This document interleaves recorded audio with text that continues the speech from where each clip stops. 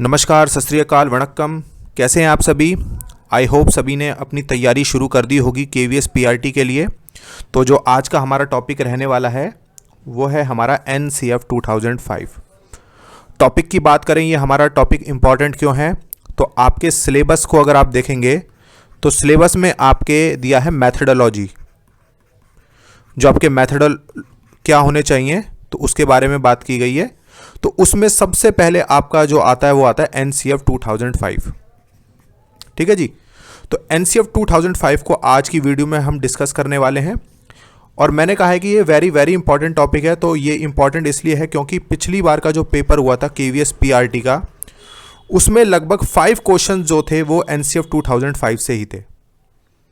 तो चलिए बिना किसी देरी के वीडियो को शुरू करते हैं। और जिन लोगों ने भी अभी तक मेरे चैनल को लाइक या सब्सक्राइब नहीं किया है तो प्लीज़ आप सब्सक्राइब कर दीजिए, क्योंकि इस तरह की और भी वीडियोस मैं आपके लिए लेके आता रहूँगा। बात करें मेरी, तो मैं केवीएस में अभी टीचर हूँ और मेरी पोस्टिंग अभी दिल्ली में ही है। तो चलिए शुरू करते हैं अपनी वीडियो को। NCF 2005, national curriculum framework 2005, Hindi में अगर हम बात करें राष्ट्रीय पाठ्यचर्या की रूपरेखा। ये 2005 में कुछ गाइडलाइंस आई थी और ये प्रिपेयर किया गया था एनसीईआरटी के द्वारा, national council of educational research and training.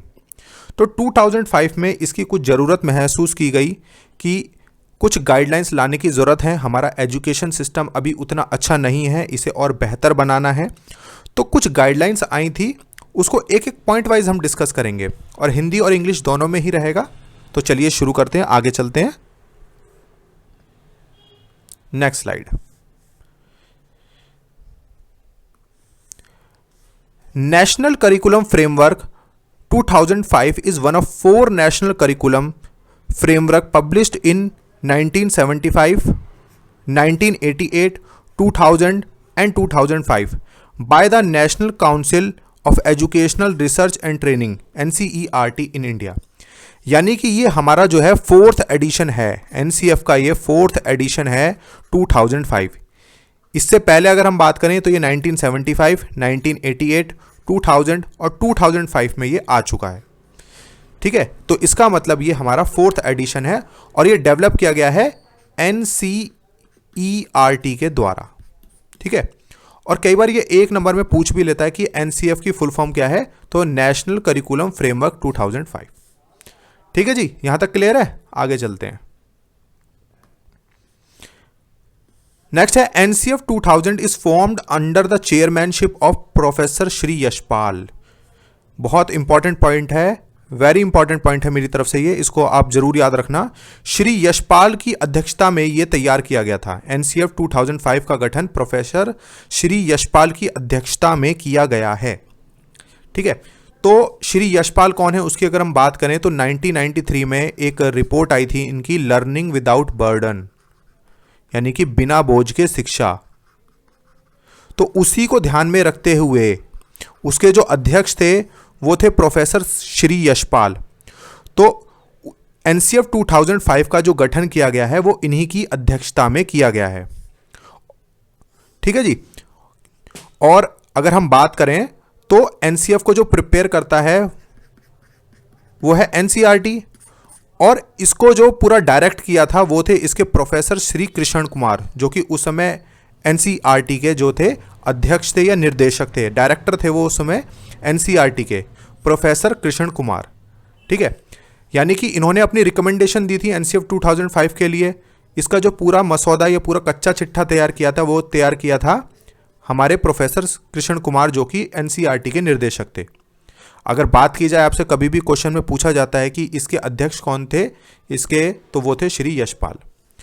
और ये जब एनसीईआरटी इसको प्रिपेयर करती है तो इसको इंप्लीमेंट करने का जो काम करती है वो करती है हमारी एससीईआरटी और हमारी डाइट।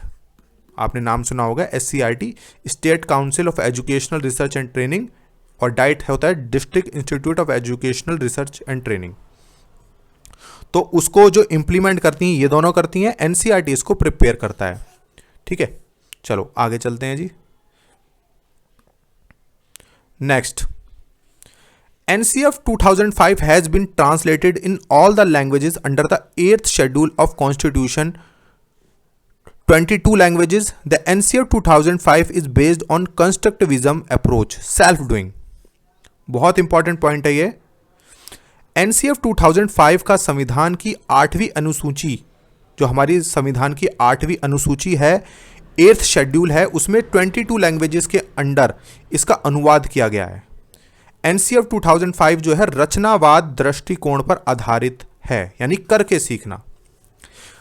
देखिए 2005 से पहले जो हमारी पूरी पद्धति थी, NCF 2005 से पहले की अगर हम बात करें, ठीक है, तो वो थी ज़्यादातर रोट लर्निंग पे थी आधारित हमारी, यानी रटने पे ज़्यादा जोर था कि रटो, चीज़ों को रटने के ऊपर। और मैथ्स की भी अगर हम बात करें तो मैथ्स में अधिकतर चीज़ों को समझाया नहीं जाता था। लोगों से कहा जाता था, बच्चों से, कि भाई 2 का टेबल सुना, 3 का टेबल सुना, तो इस तरीके से बच्चों को याद कराया जाता था, रोट लर्निंग कराई जाती थी। NCF 2005 में ये कहा गया कि जो है आप एक एनवायरनमेंट को कंस्ट्रक्ट करेंगे, आपको बच्चों को सिखाना नहीं है, बच्चा तो खुद ही सीख लेगा, बच्चा तो एक एक्टिव लर्नर है। वहाँ पे बच्चा इतनी पोटेंशियल रखता है कि आप एक एनवायरनमेंट क्रिएट करो और जिसमें कि बच्चा खुद सीख सके। आप वहाँ पे क्लास में एक्टिविटीज़ कराओ, बच्चों को कुछ प्रोजेक्ट्स दो, तो बच्चा खुद ही सीख जाएगा। ठीक है जी, ये बात समझ में आ गई। ये जरूर याद रखना, 8th शेड्यूल के जो है हमारा कॉन्स्टिट्यूशन का, उसमें इसको 22 भाषाओं में इसका अनुवाद किया गया है। देखिए जो NCERT है उसकी गाइडलाइंस सभी के लिए होती हैं, जितने भी हमारे देश में जितने भी हैं, चाहे आपका केरला है या फिर आपका राजस्थान है, जितने भी हमारे बोर्ड हैं, उन सभी को इन्होंने गाइडलाइन दी थी कि भाई आप लोगों का जो करिकुलम होना चाहिए वो इसके बेस पे होना चाहिए। ठीक है जी, चलो आगे चलते हैं।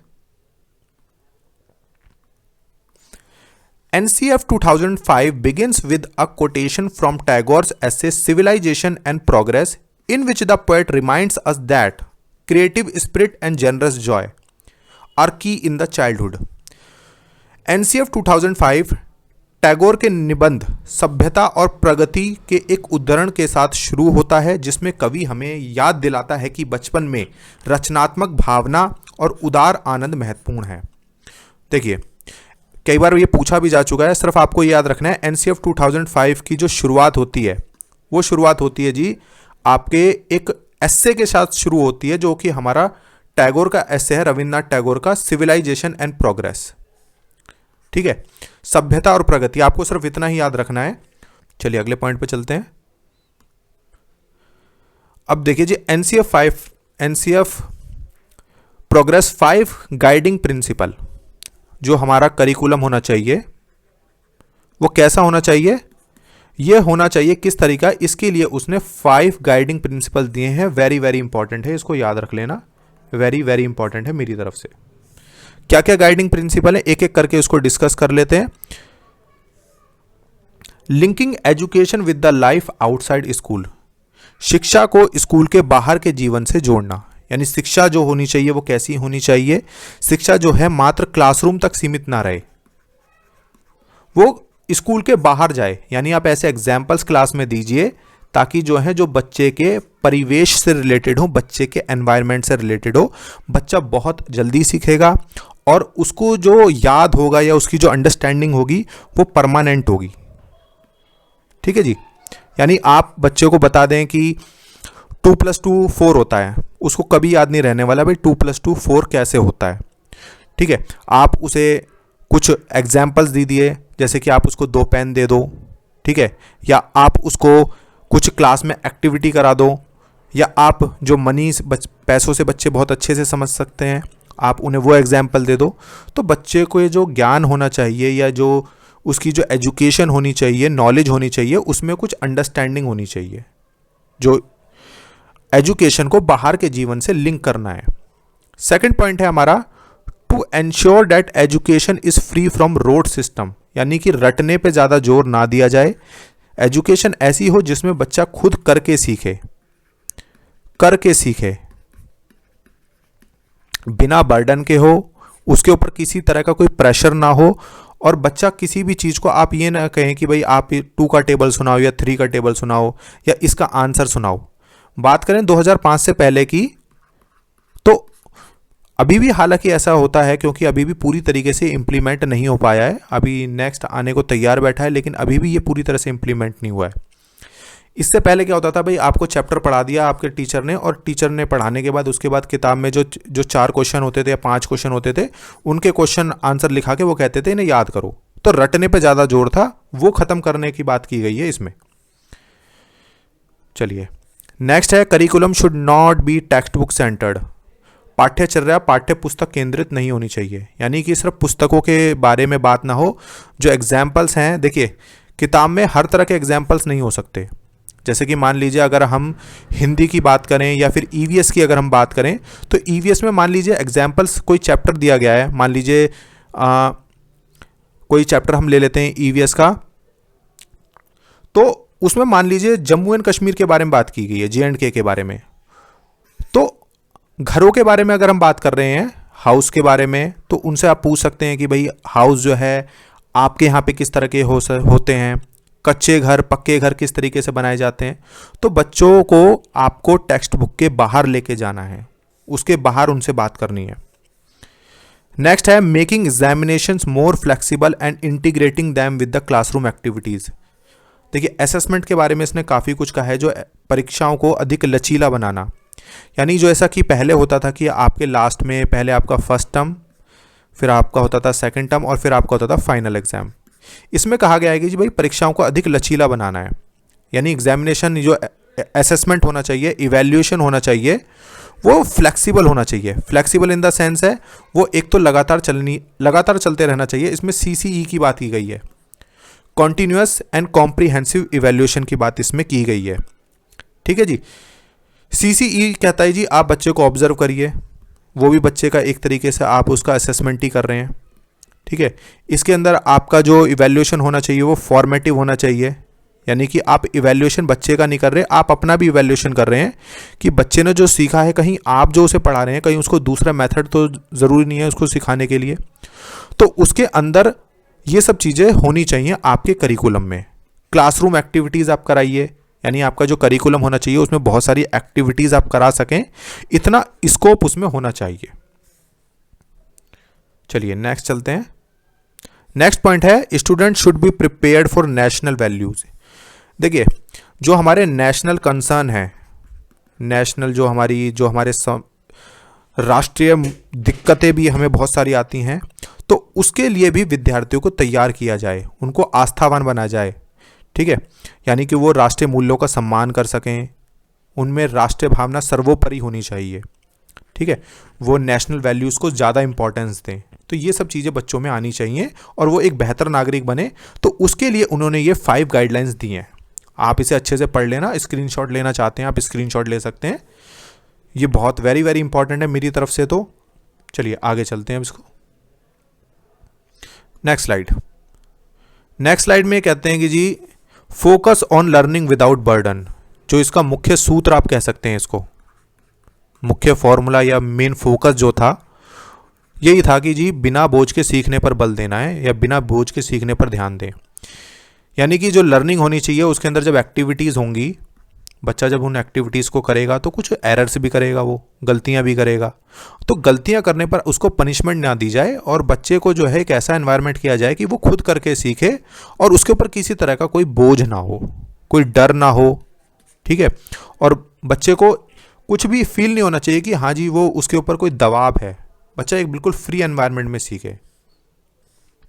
अब रोल ऑफ टीचर क्या है? रोल क्या है? बच्चे का काम जो पहले टीचर की अगर हम बात करते थे, जैसे हमारे टीचर थे वो टीचिंग करते थे, हमें जिस तरीके से पढ़ाते थे, जो भी उनके मेथड्स थे उस समय के अनुसार, वो फैसिलिटेटर थे। वो फैसिलिटेटर नहीं थे, मतलब जो अभी टीचर का रोल होना चाहिए वो एक फैसिलिटेटर का होना चाहिए।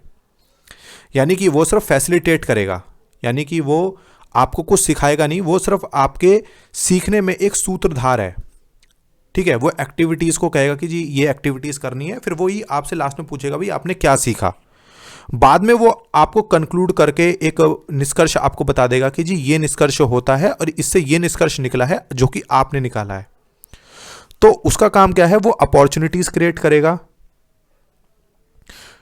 To give plenty of opportunities, ये यहाँ पे गलत लिख दिया है, to children to share their own understanding और नॉलेज, यानी बच्चे जो हैं खुद सीखेंगे तो उन्हें इस तरह के अवसर उन्हें प्रदान करने हैं हमें। नेक्स्ट स्लाइड पे चलते हैं। बच्चों ये जितनी भी मैं आपको पॉइंट बता रहा हूँ ये एनसीएफ 2005 के बहुत ज़रूरी पॉइंट्स हैं, तो आप इन्हें पक्का इन्हें कर लो, इन्हें याद कर लेना। आप 1 या 2 बार वीडियो को देख लोगे तो भी आपके अच्छे से हो जाएंगे। चलो जी अगले पे चलते हैं। Role of student, active learner, constructor of knowledge. इसमें बच्चे को क्या माना है, टीचर का तो रोल हो गया आपका फैसिलिटेटर का, ठीक है जी, और बच्चे का रोल क्या है, बच्चा है एक्टिव लर्नर। स्टूडेंट एक एक्टिव लर्नर है, सक्रिय है वो, और वो क्या है, ज्ञान का निर्माता है। आपने बच्चे को अपॉर्चुनिटीज दी हैं तो बच्चा क्या है, खुद ज्ञान को कंस्ट्रक्ट करेगा, जो कि हमारा है कंस्ट्रक्टिविज्म, जो हमारी अप्रोच है कंस्ट्रक्टिविज्म अप्रोच, यानी कि एनवायरनमेंट आपको क्रिएट करना है, बच्चा खुद ही सीख जाएगा। अब ये वाला जो पॉइंट है ये है वेरी वेरी इंपॉर्टेंट पॉइंट है, आप इसे मेरी तरफ से वेरी वेरी इंपॉर्टेंट लगा लेना। इसमें 3 लैंग्वेज फार्मूला के बारे में बात की गई है। 3 लैंग्वेज फार्मूला क्या है, कई बार पूछ लेता है ये 1 नंबर में। पहली जो लैंग्वेज होनी चाहिए, यानी बच्चे को आपको सबसे पहले आपको सिखाना है बच्चे की जो मदर टंग है, उसमें आपको बच्चे को सिखाना है, ठीक है। मदर टंग में पहली जो होगी आपकी वो है मातृभाषा ही में आप बच्चा सीखेगा। 3 भाषा में पहली जो भाषा है वो मदर टंग हो गई, दूसरी हिंदी, तीसरी अंग्रेजी। या मान लो जो कि कोई बच्चा जो है कोई दूसरे बैकग्राउंड से, नॉन हिंदी बैकग्राउंड से है, तो वहाँ पे क्या होगा, वहाँ पे जो पहली भाषा होगी वो उसकी मदर टंग होगी, हो सकता है मलयालम, ठीक है, कोई भी भाषा उसकी हो सकती है। सेकंड हिंदी और थर्ड होगी उसकी अंग्रेजी। अंग्रेजी को इन्होंने एक मॉडर्न लैंग्वेज माना है जो कि बहुत ज़रूरी है बच्चों के लिए, ठीक है। चलो आगे चलते हैं। देखिए, the multilingual character of Indian society should be seen as resources for enrichment of school life. देखिए ये केवीएस में भी कई बार पूछा जा चुका है कि भैया मान लीजिए आप केवीएस में, पहली बात तो मैं बता दूं भाई कई लैंग्वेज के बच्चे आपको देखने को मिलते हैं, ठीक है, क्योंकि उनके फादर मान लीजिए आर्मी में हैं या कहीं और हैं, तो फिर उनकी जो लैंग्वेज होती है, मान लीजिए साउथ का कोई बच्चा है वो आपकी क्लास में पढ़ रहा है, तो कई तरह के बच्चे आपको देखने को मिलेंगे। यानी मल्टीलिंगुअल जो होती है हमारी जो क्लासेज होती हैं केवीएस में, वो मल्टीलिंगुअल होती हैं, ठीक है। तो ये जो कैरेक्टर है हमारी इंडियन सोसाइटी का, ये एक रिसोर्सेज के रूप में देखा जाना चाहिए। केवीएस के इंटरव्यू में कई बार पूछा गया है कि भाई मान लीजिए आपकी पोस्टिंग हम साउथ में दे देते हैं और आप वहाँ पे बच्चे को पढ़ा रहे हो, तो आप कैसे पढ़ाओगे, आप क्या क्या प्रॉब्लम आएंगी, तो आपको वो एक प्रॉब्लम के रूप में नहीं देखना है बल्कि एक रिसोर्सेज के रूप में देखना है, ठीक है, एक रिसोर्स है वो। भारतीय समाज के बहुभाषी चरित्र को स्कूली जीवन में समृद्ध बनाने के संसाधन के रूप में देखा जानी चाहिए। यानी वहाँ पर आपको बच्चे को ये सिखाना है कि ये जो मल्टीलिंगुअल है, यानी दूसरी भाषाओं का भी वो सम्मान करना सीखेगा और उनसे सीखेगा भी। अकॉर्डिंग टू एनसीएफ 2005, चलिए नेक्स्ट पॉइंट है हमारा, according to NCF 2005 errors are important. जैसा कि मैंने अभी बताया था, they provide an insight into the child thinking and help to identify solutions. NCF 2005 के अनुसार त्रुटियां महत्वपूर्ण हैं, यानी गलतियां बच्चे जो करते हैं वो ज़रूरी हैं। क्यों ज़रूरी हैं? क्योंकि बच्चे अपनी गलतियों से बहुत अच्छे से सीखते हैं और उनको ये एक इंसाइट प्रदान करती है। जैसा कि जो हमारे जो गेस्टाल्ट हमारे साइकोलॉजिस्ट हैं, गेस्टाल्ट, कोहलर, कोफका, लेविन, तो उन्होंने भी कहा है कि जो इंसाइट है वो ज़रूरी है। तो इस पे जो एनसीएफ 2005 है इसमें फोकस दिया गया है, इस पे ध्यान दिया गया है कि जो बच्चा है उसको गलतियां करने दो, जो सीखने दो। जैसे कि मान लीजिए आप क्लास में टॉपिक पढ़ा रहे हैं गुड फूड, या आप कह सकते हैं हेल्दी फूड और जंक फूड के बारे में, तो आप बच्चे से पूछ सकते हैं कि भाई कौन से फूड को खाने के बाद आपको जो तबीयत है ख़राब होती है, या बच्चों से आप इस तरह के एग्जाम्पल पूछते हैं, तब बच्चे खुद ही एक अपना अंडरस्टैंडिंग डेवलप करेंगे कि जी जब हम जंक फूड खाते हैं, बाहर का तला भुना खाते हैं, तो वो अनहेल्दी होता है, ठीक है। तो एक इंसाइट ज़रूरी है। चलिए आगे चलते हैं। नेक्स्ट है हमारा नेक्स्ट पॉइंट है हमारा the national curriculum framework 2005 under the heading quality dimension. Quality dimension heading जो है उसमें क्या कहा गया है, gives more importance to experience design for the child and curriculum reform. गुणवत्ता आयाम शीर्षक के तहत राष्ट्रीय पाठ्यचर्या की रूपरेखा 2005 बच्चे और पाठ्यचर्या सुधार के लिए तैयार किए गए अनुभव को अधिक महत्व देती है। यानी इसमें करिकुलम रिफॉर्म के बारे में बात की गई है, बच्चे को अधिक से अधिक एक्सपीरियंसेस मिलें और अनुभव मिलें, इसके लिए करिकुलम हमारा इस तरह का हमारा होना चाहिए। और इसमें हमने बात की थी अभी असेसमेंट और हमारे इवैल्यूएशन के बारे में। तो जो 10th board examination should be optional, इसमें कहा है जी बच्चे जो है पहले बहुत सुसाइड करते थे, बच्चों के ऊपर एक प्रेशर रहता था, और इसका आपको पता ही है मेन मोटो है लर्निंग विदाउट बर्डन, यानी कोई बच्चे पे बर्डन नहीं होना चाहिए।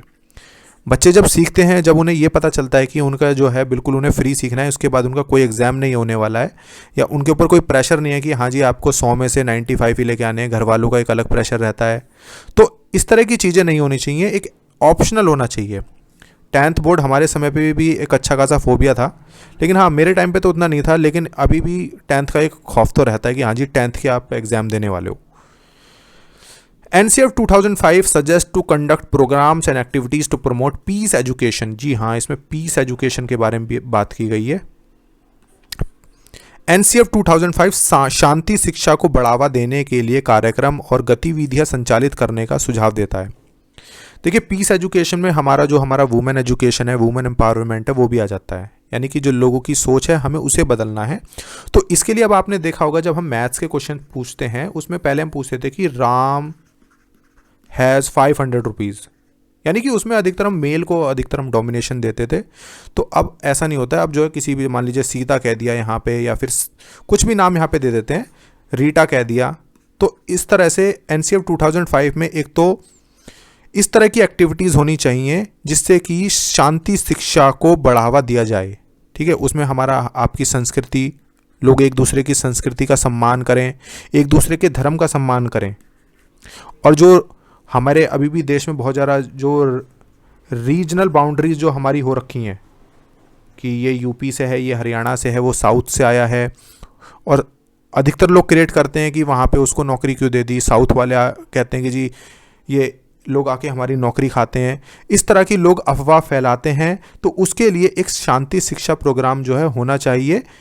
आपका पाठ्यक्रम इस तरीके से होना चाहिए कि उसमें हर धर्म की बात की जाए, हर रिलीजन की बात की जाए, और सभी धर्मों का सम्मान किया जाए। ठीक है, तो पीस एजुकेशन होनी चाहिए, और इस तरह की एक्टिविटीज़ भी क्लास में होनी चाहिए। आप को करिकुलर एक्टिविटीज़ कह सकते हैं या कुछ भी कह सकते हैं, इस तरह की एक्टिविटीज़ हमारे करिकुलम में होनी चाहिए। चलिए नेक्स्ट चलते हैं आगे। नेक्स्ट है हमारा NCF 2000 lays emphasis on learning by doing, सीखने पर जोर देता है ये कि करके बच्चा खुद सीखे। According to NCF 2005, the objective of including art education in school is to appreciate cultural heritage and to develop students' personality and mental health. कला शिक्षण को भी बढ़ावा देने की बात करता है कि बच्चे को अधिक से अधिक जो है आप उसे आर्ट एजुकेशन में बच्चे को इंक्लूड करें। ठीक है, कला शिक्षण को बढ़ावा दें, बच्चे से मॉडल्स बनवाए जाएं। ठीक है, बच्चे को क्या कहते हैं प्रोजेक्ट्स दिए जाएं, ड्राइंग कराई जाए, पोस्टर मेकिंग। ठीक है, इस तरह के अवसर बच्चे को देने की वो बात करता है, ताकि इससे बच्चे को क्या है, एक तो बच्चे की जो मेंटल हेल्थ है वो अच्छी होती है, और बच्चे की एक पर्सनैलिटी जो उसका एक पर्सोना है वो अच्छा होता है। चलिए आगे चलते हैं। NCF 2005 encourages inclusive education. Inclusive education की बात की गई है इसमें कि मान लीजिए कोई बच्चा किसी भी तरीके से कोई उसमें डिसेबिलिटी है, तो उसे नॉर्मल जो हमारे स्कूल हैं नॉर्मल बच्चों के साथ उन्हीं के साथ उसको पढ़ाया जाए। एंड इंक्लूसिव एजुकेशन के ऊपर मैं एक अलग से वीडियो बना दूंगा। The science curriculum should be so changed and improve that each child is capable of testing, collecting and analysing his day to day work experiences. विज्ञान के पाठ्यक्रम को इतना बदला और सुधारा जाना चाहिए कि प्रत्येक बच्चा अपने दिन प्रतिदिन के कार्य अनुभवों के संग्रह और विश्लेषण का परीक्षण करने में सक्षम हो। साइंस जो है आपके जो विज्ञान का पाठ्यक्रम है उसमें डेली एक्टिविटीज़ आपकी होनी चाहिए। ठीक है, और एक्टिविटीज़ कैसी होनी चाहिए, जो बच्चा है उसके डेली लाइफ से रिलेटेड होनी चाहिए। ठीक है, ताकि वो उसको एनालाइज कर सके और उसका विश्लेषण कर सके और खुद उससे सीख सके। वर्क एक्सपीरियंस यानी जो उसके काम, उसके आसपास का जो वो वर्क देखता है, काम देखता है, उनसे बच्चा जो है सीख सके। तो हमारा नेक्स्ट पॉइंट है teaching of math should develop the critical ability of the child concrete to abstract. देखिए जैसा कि हमारा प्रिंसिपल है नोन टू अननोन, यानी जो हमारी टीचिंग होनी चाहिए वो कैसी होनी चाहिए, नोन टू अननोन, यानी बच्चा जिन चीज़ों के बारे में जानता है उसके बारे में या उस तरह के जो एग्जाम्पल्स हैं उसको बच्चे को पहले दिए जाएं और बाद में बात की जाए उसके अननोन के बारे में जिनको वो नहीं जानता है। ठीक है, तो मैथ्स ऐसा होना चाहिए जो बच्चे के अंदर क्रिटिकल एबिलिटी को डेवलप करे। ठीक है, तो जैसे कि आपने एक वो पोएम सुनी होगी या एक एग्जाम्पल था शायद टीवी में, मैंने भी देखा था कि वो एक शेर था, मैं एक फादर होता है वो कहता है कि भाई मैंने एक शेर देखा था और वो उस समय बहुत भयंकर था। तो वो बच्चा पूछता है आपने कब देखा था, तो फादर बताता है कि जब मैं छोटा था। तो वो कहता है कि अब तो वो बूढ़ा हो गया होगा। ठीक है, तो एक क्रिटिकल एबिलिटी बच्चे में आनी चाहिए और एनसीएफ 2005 ने मैथ्स को बहुत इंपॉर्टेंट माना है, मैथ्स को और लैंग्वेज को, यानी इनको बहुत इंपॉर्टेंस दी है कि मैथ्स जो होता है बच्चों के अंदर क्रिटिकल एबिलिटी को डेवलप करता है। ठीक है, नेक्स्ट है to develop sensitivity towards national issue policies like human right, sexual justice etcetera, यानी कि ये सभी जो हमारे नेशनल इश्यूज हैं उनके ऊपर ध्यान दिया जाए। करिकुलम ऐसा हो, चाहे हमारा ईवीएस है और चाहे मैथ्स है या जो भी हमारे टॉपिक्स हैं, एक तो इनके अंदर एक इंटीग्रेशन होना चाहिए, एक इंटीग्रेशन इनमें होना चाहिए कि सभी टॉपिक जो हैं अलग अलग नहीं है, उनमें एक इंटीग्रेशन है, इंटरडिसिप्लिनरी अप्रोच इनमें होनी चाहिए। और जितने भी हमारे ह्यूमन राइट की अगर हम बात करते हैं, सेक्सुअल जस्टिस की बात करते हैं, ठीक है, इसमें जो हमारा जेंडर सेंसिटाइजेशन आ जाता है वो सब इसके अंदर होना चाहिए। चलिए अगले स्लाइड पे चलते हैं। जैसा कि मैंने बताया कि जो हमारा करिकुलम है ना कैसा होना चाहिए, एक तो इसके अंदर cooperative activities, cultural activities, tourism, जो हमारा फील्ड ट्रिप है वो की जानी चाहिए, कंस्ट्रक्शन ऑफ क्लब का निर्माण किया जाना चाहिए, maths club, Hindi club, language club, ठीक है, science club, social science club, ये सब चीज़ें उसमें होनी चाहिए।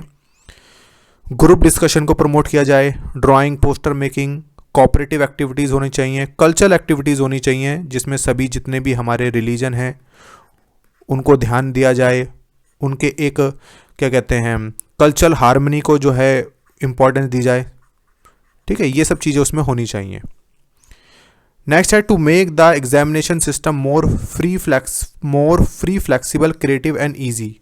जैसे कि इसमें इवैल्यूएशन को लेके बताया गया है, जो हमारा इवैल्यूएशन होना चाहिए CCE continuous and comprehensive evaluation होना चाहिए, फॉर्मेटिव इवैल्यूएशन होना चाहिए, उसके अंदर रिमेडियल टीचिंग होनी चाहिए, जो टीचिंग की जानी चाहिए उसके अंदर रिमेडियल टीचिंग भी हो, यानी बच्चे को पढ़ाएं, पढ़ाने के बाद हम देखें कि बच्चे में कहाँ कमी रह गई है, हमने जो अपने ऑब्जेक्टिव्स हैं उनको अचीव किया है या नहीं किया है, फिर उसका दोबारा टीचिंग कराई जाए, फिर उसका रीटेस्ट लिया जाए। तो ये पूरा एक रिमेडियल टीचिंग उसमें होनी चाहिए।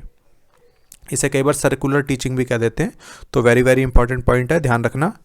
और फील्ड ट्रिप आपने देखा भी होगा कि जैसे कि स्कूलों में आजकल फील्ड ट्रिप कराई जाती है, आपके समय पे भी आपने अगर अभी पास आउट हुए हैं तो आजकल अवसर दिए जाते हैं कि बच्चे बाहर जाएं, वहाँ जाके सीखें। चलिए हमारा अगला पॉइंट है, it talks about the 4 skills of language, listening, speaking, reading and writing. LSRW, listening, speaking, reading and writing. आपको याद रखना है ये भाषा के जो 4 कौशल हैं इनके ऊपर ये बात करता है। मैंने बताया कि जो NCF 2005 है उसमें मैथ्स और लैंग्वेज पे बहुत फोकस दिया गया है। ठीक है, तो उसमें ये बात करता है LSRW, listening, speaking, reading and writing, यानी इन सभी चीज़ों के ऊपर, इन सभी 4 जो स्किल्स हैं उनको ये एक स्किल्स मानता है और उनके ऊपर ध्यान दिया जाना चाहिए। नेक्स्ट पॉइंट है हमारा continuous and comprehensive evaluation, formative assessment and diagnostic assessment. ये बात करता है सतत एवं व्यापक मूल्यांकन की, यानी कि जो मूल्यांकन किया जाना चाहिए वो लास्ट में या फिर फाइनल में जैसा कि होता है वैसा नहीं होना चाहिए, first term, second term, third term, इस तरह से नहीं होना चाहिए। कंटिन्यूअस एंड कॉम्प्रिहेंसिव इवैल्यूएशन होना चाहिए। और रचनात्मक आकलन की बात करता है, नैदानिक आकलन की बात करता है, यानी कि जो हमारा होता है आपका फॉर्मेटिव असेसमेंट, फॉर्मेटिव यानी कि FA1 और FA2। ठीक है, ये 2 बार होता है। और जो हमारे 2 एग्जाम होते हैं वो होते हैं हमारे SA1 और SA2। ठीक है, सबमिटिव असेसमेंट जिसे हम कह देते हैं, सबमिटिव असेसमेंट 1 और सबमिटिव असेसमेंट 2। FA1 और SA1 मिला के बनता है हमारा टर्म 1 और FA2 और SA2 मिला के बनता है हमारा टर्म 2। ठीक है, तो इस तरह के इवैल्यूएशन की ये बात करता है। साथ के साथ ये एक्टिविटीज़ जो हम कराते हैं, बच्चे की हैंड राइटिंग है, इन सभी चीज़ों के ऊपर ये फोकस देने की बात करता है। तो कुल मिला के इवैल्यूएशन जो है वो कंटिन्यूस एंड कॉम्प्रिहेंसिव होना चाहिए, मात्र एक लास्ट एग्जाम के बेस पर हम ना आके बच्चे को। चलिए, teaching formula from known to unknown and concrete to abstract should be use in the teaching. यानी जब हम टीचिंग कराएं वो उसमें हम पहले ज्ञात से अज्ञात की ओर और मूर्त से अमूर्त की ओर, यानी बच्चा जिन चीज़ों को जानता है उसके बारे में बात करें, उसके उदाहरण पेश करें, बाद में हम उन चीज़ों के बारे में बात करें जिसको बच्चा नहीं जानता है। नेक्स्ट पॉइंट है, parents should also be involve in को करिकुलर एक्टिविटीज़। यानी कि माता पिता को भी सह शैक्षिक गतिविधियों में शामिल किया जाए। मान लीजिए आप कोई लेसन पढ़ा रहे हैं, उसमें किसी बच्चे के पेरेंट्स किसी चीज़ के ऊपर बहुत अच्छा जानते हैं, मान लीजिए वाटर सप्लाई के बारे में, या किसी के फादर जो हैं वाटर के जहाँ पे सप्लाई होती है, जहाँ पे वाटर को प्यूरिफाई किया जाता है, ठीक है, नगर निगम में काम करते हैं, तो आप उसके पेरेंट्स को आमंत्रित कर सकते हैं कि वहाँ पर आकर वो एक छोटा सा लेक्चर दें। ठीक है, या मान लीजिए जो फायर एक्सटिंग्विशर होते हैं, आग लगने पर जो लोग ध्यान देते हैं किस तरीके से आग को बुझाते हैं, आप उनके पेरेंट्स को अपनी क्लास में या अपने स्कूल में आमंत्रित कर सकते हैं और उनसे एक छोटा सा बच्चों से, पेरेंट्स से बताएं कि वो किस तरीके से अपने कार्य को करते हैं। तो इसमें क्या है, को करिकुलर एक्टिविटीज़ में पेरेंट्स को इन्वॉल्व किया जाना चाहिए। गाइस, तो ये था हमारा NCF 2005। अगर हम बात करें इसकी तो लगभग सारे जितने भी इंपॉर्टेंट पॉइंट्स हैं हमने कवर कर लिए हैं। और NCF 2005 की अगर हम बात करें तो ये है पूरा लगभग 180 पेजेस का। आप इसे डाउनलोड करके पढ़ना चाहते हैं तो पढ़ लीजिए, वैसे मुझे लगता नहीं है क्योंकि सारे इंपॉर्टेंट पॉइंट्स हमने कवर कर लिए हैं। ठीक है जी, तो ज़्यादा से ज़्यादा आप मेरी वीडियो को लाइक करें, सब्सक्राइब करें, शेयर कीजिए। थैंक यू, और अपनी तैयारी करते रहिए। सभी को बेस्ट ऑफ लक है, जल्दी KVS की वैकेंसी आएंगी। ठीक है जी, चलो, धन्यवाद सभी का।